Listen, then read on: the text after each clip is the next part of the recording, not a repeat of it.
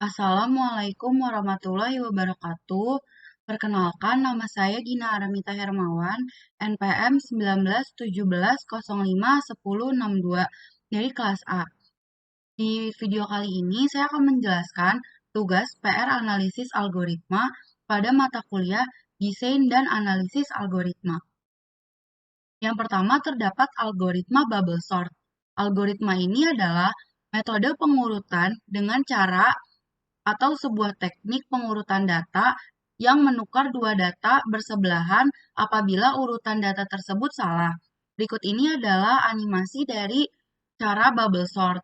Di sini ada 3 dengan 6, sudah sesuai. 6 di sebelah kanan, 2 dengan 6 ditukar karena 6 itu lebih besar daripada 2, maka letaknya di sebelah kanan. Seperti ini. Lalu 7 dengan 1 itu lebih besar 7, maka 7 ditukar dengan 1. Seperti itu cara bubble sort. Lalu selanjutnya terdapat base case dari bubble sort. Dalam kasus ini, data yang akan disorting telah terurut sebelumnya, sehingga proses perbandingannya hanya dilakukan sebanyak n-1 kali dengan 1 kali pas. Nah, proses perbandingan ini dilakukan hanya untuk memverifikasi keurutan data. Contoh base case-nya itu dapat dilihat pada pengurutan data 1, 2, 3, dan 4 di bawah ini. Ini pas pertama. Pas pertama itu bilangannya sudah berurutan 1, 2, 3, dan 4. Lalu sampai akhir pun, sampai selesai proses pas pertama ini, dia akan tetap berurutan itu 1, 2, 3, dan 4.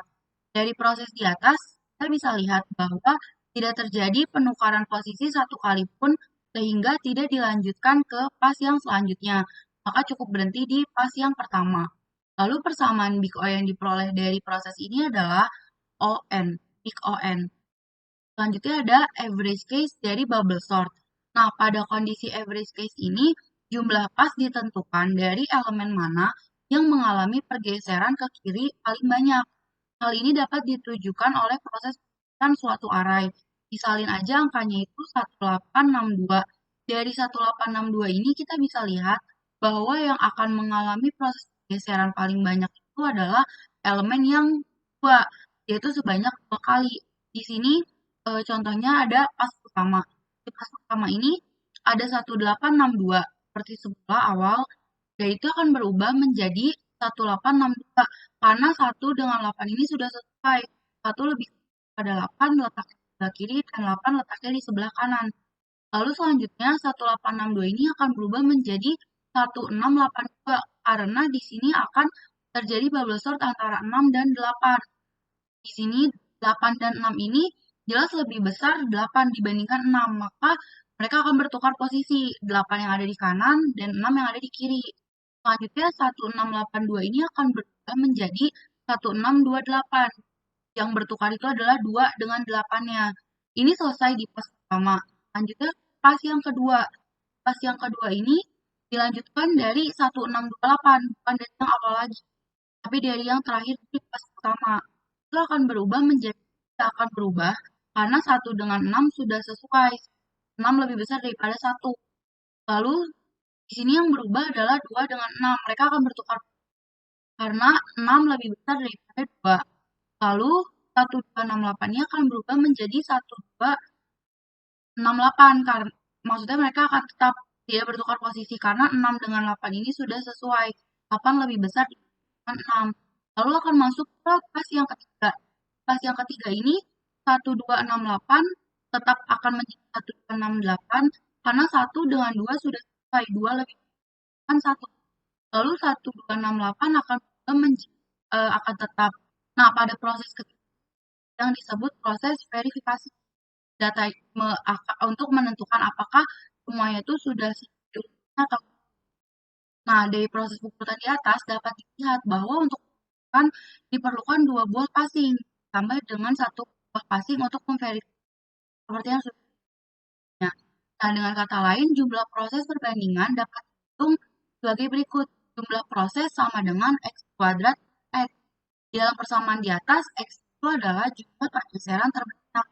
Dapat disimpulkan bahwa notasi berikutnya adalah ON kuadrat. Selanjutnya ada worst case bubble sort. Dalam kasus ini, data terkecil berada pada ujung array. Contoh worst case dapat dilihat pada pengurutan data 4321. Itu sudah terlihat bahwa angka paling itu dapat ujung array di akhir, di paling belakang. Nah, lalu akan dimulai pada pas pertama. Pertama ini ada 4321. 4 dengan 3 akan bertukar posisi, lalu 3421 dia akan tetap karena 2 dengan 4 sudah 3421 akan bertukar posisi dengan 3241. Lalu 3241 akan berubah dengan 3214. 1 dan 4 akan bertukar. Lanjut ke pas yang kedua. Pas yang kedua ini ada 3214 akan berubah menjadi 234. 2 dan 3 bertukar posisi. Lalu selanjutnya 1 dengan 3 bertukar posisi. Dan yang terakhir dia akan tetap seperti ini terlebih dahulu. Karena 3 dengan 4 sudah sesuai. Masuk ke pas yang ketiga. Di sini 2 dengan 1 akan bertukar karena 2 lebih besar dari 1. 4 akan diteruskan seperti ini hingga selesai pas ketiga dan dimasuk ke pas keempat. Dari langkah pengurutan di atas, terlihat bahwa setiap kali melakukan satu pas, data terkecil akan bergeser ke arah awal sebanyak satu step. Dengan kata lain, untuk menggeser data terkecil dari urutan keempat menuju urutan pertama, dibutuhkan pas sebanyak 3 kali ditambah 1 kali pas untuk memverifikasi. Kebayang kalau misalnya angkanya ada ribuan step atau pas yang harus dilewati, data tersebut berurutan. Lalu, sehingga jumlah proses pada kondisi base case dapat dirumuskan sebagai jumlah proses sama dengan n kuadrat plus n. Dalam persamaan di atas, n adalah jumlah elemen yang akan diurutkan. Sehingga notasi yang didapat adalah ON kuadrat. Yang kedua, terdapat algoritma quicksort. Merupakan suatu algoritma pengurutan data yang menggunakan teknik pemecahan data menjadi partisi-partisi, sehingga metode ini disebut juga dengan nama partition exchange sort. Algoritma ini mengambil salah satu elemen acak yang nantinya akan disebut sebagai pivot, lalu menyimpan semua elemen yang lebih kecil di sebelah kiri pivot dan semua elemen yang lebih besar di sebelah kanan pivot. Hal ini dilakukan secara rekursif terhadap elemen di sebelah kiri dan kanannya sampai semua elemen tersebut sudah berurutan. Berikut ini terdapat animasi dari quicksort.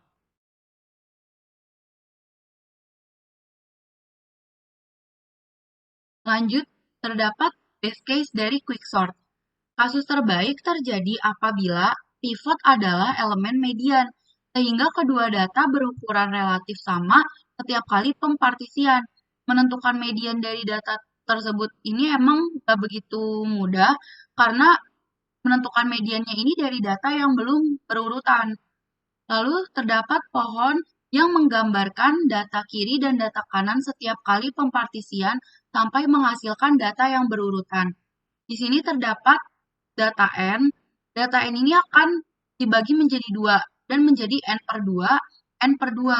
N per 2 ini akan dibagi 2 lagi menjadi n per 4, n per 4, n per 4, dan n per 4. N per 4 ini akan dibagi 2 lagi menjadi n per 8, n per 8, dan begitu pula seterusnya. Lalu sehingga mendapatkan hasil 1. Kompleksitas waktu pengurutan dihitung dari jumlah perbandingan elemen-elemen data. Dapat dihitung dengan rumus min n sama dengan waktu partisi ditambah waktu pemanggilan recurrence. Sehingga kompleksitas waktunya menjadi O n log n. Selanjutnya terdapat average case quicksort. Kasus ini terjadi jika pivot dipilih secara acak dari elemen data dan peluang setiap elemen menjadi pivot itu adalah sama. Kompleksitas waktunya adalah O n log n. Lalu terdapat worst case dari quicksort. Kasus ini terjadi apabila pada setiap partisi pivot selalu elemen maksimum atau elemen minimum data. Hal ini menyebabkan pembagian data kiri atau kanan berupa satu elemen dan data kanan atau kiri berukuran n-1 elemen. Keadaan kedua data ini dapat digambarkan pada pohon berikut ini. Jadi misalnya datanya itu n dibagi 2, mereka akan tidak seimbang karena pembagian data kiri dengan kanannya itu tidak sama. maka N ini akan dibagi 2 menjadi 1, N-1, lalu N-1 ini akan dibagi 2 menjadi 1, lalu dan N-2. Nah, N-2 ini akan dibagi 2 lagi menjadi 1, dan N-3, begitu pula seterusnya hingga menghasilkan 1. Nah, kompleksitas waktunya adalah big O N kuadrat. 3. Terdapat algoritma merge sort. Algoritma pengurutan ini dilakukan dengan cara memecah data, kemudian menyelesaikan setiap bagian data tersebut, dan menggabungkannya kembali. Contohnya seperti di dalam animasi berikut ini. Di sini, tadi datanya ini udah dipisah satu-satu, lalu digabungkan lagi menjadi dua bagian, dua bagian, dua bagian, dua bagian, lalu dibandingkan ini 6 dengan 3 lebih besar 6, maka 6 terletak di sebelah kanan. 2 dengan maka lebih besar 2, maka 2 diletakkan di sebelah kiri. Karena tadi 2, 2, lalu ini akan digabungkan menjadi 4, 4 terlebih dahulu. Selanjutnya ini akan dibandingkan kembali 3 dengan 4, 5 dengan 4, lalu 5 dengan 7, 6 dengan 7, lalu yang terakhir 6 dengan 8, dan akan menjadi susunan angka yang sudah pas dengan urutannya dari yang kecil ke yang selanjutnya ada base case dari merge sort. Nah, kondisi mana elemen membesar yang lebih kecil dibandingkan dengan seluruh nilai pada elemen yang lain. Jadi contohnya gini, ini bilangan terbesarnya 9, sedangkan total dari dalam eh, banyaknya elemen tersebut tuh hanya ada 8.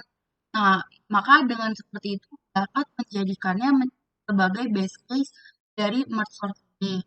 Lalu kompleksitas waktu itu adalah O log n. Selanjutnya ada average case dari merge sort. Nah, merge sort itu lalu membagi array dan mencapai basis. Sehingga kompleksitas dari algoritma merge sort berlaku untuk semua kasus. Worst case sama dengan base case, average case sama dengan base case, begitu pula sebaliknya. Nah, kompleksitas waktu pun sama sepertinya, yaitu n log n. Selanjutnya ada worst case dari merge sort. Itu terjadi apabila selama pemanggilan fungsi recursive merge, nilai terbesar dari elemen itu terletak di larik yang berbeda. Hal ini memaksa fungsi merge melakukan pengurutan secara berbeda antar larik, bagaimana digambarkan berikut. Jadi ini angkanya ada 4, 5, 2, 9, 8, 1, dan 3. Mereka akan dipilihkan dulu satu-satu. Nah, ini kan udah pisah nih satu garis kedua. Itu letak angka yang bilangan besar itu ada di larik yang berbeda-beda. 9 bersama dengan 2, 8 bersama dengan 1, gabungnya sama dengan 3. Jadi, dengan adanya kayak gini, pengurutannya tuh akan lebih berulang-ulang. Karena yang nilai-nilai besarnya ini adanya di beda-beda larik. Kompleksitas waktunya tuh big O n log n. Lalu selanjutnya ada urutan kompleksitas algoritma, bubble sort, quicksort, dan merge sort. Jadi di sini pertama-tama saya akan menjelaskan keterangannya terlebih dahulu. Di base case ini digambarkan dengan big omega, lalu apabila base case sama dengan worst itu dilambangkan dengan beta, dan worst dilambangkan dengan O. Nah, urutan dari itu yang pertama adalah bubble sort. Bubble sort ini yang paling mudah diimplementasikan dengan kompleksitas eh, omega n dan big O n kuadrat. Lalu yang kedua ada merge sort. Ini paling efektif dengan kompleksitas big theta n log n. Dan yang terakhir adalah quicksort. Quicksort ini paling cepat dan efektif dengan kompleksitas omega n log n dan big O n kuadrat. Nah, ini ada hasil percobaan pada semua metode algoritma sorting. Tapi kan di sini kita hanya membahas quicksort, merge sort, dan bubble sort. Dari sini sudah terlihat bahwa yang paling cepat itu sort karena kita hampir lalu merge sort, lalu yang terakhir itu yang paling lambat adalah bubble sort. Karena bubble sort ini paling lama sudah lebih 30 detik. Sekian video penjelasan dari saya. Kurang lebihnya mohon maaf. Wassalamualaikum warahmatullahi wabarakatuh.